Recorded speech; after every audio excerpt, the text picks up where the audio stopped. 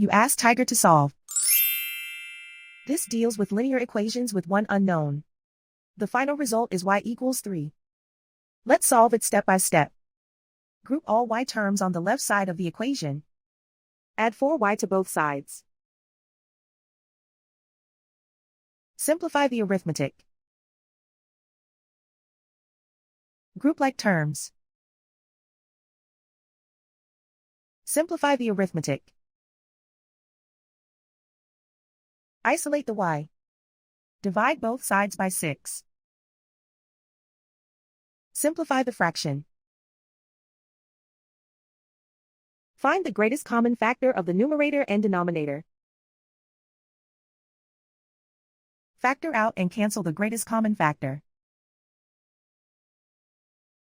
And so the final result is y equals 3.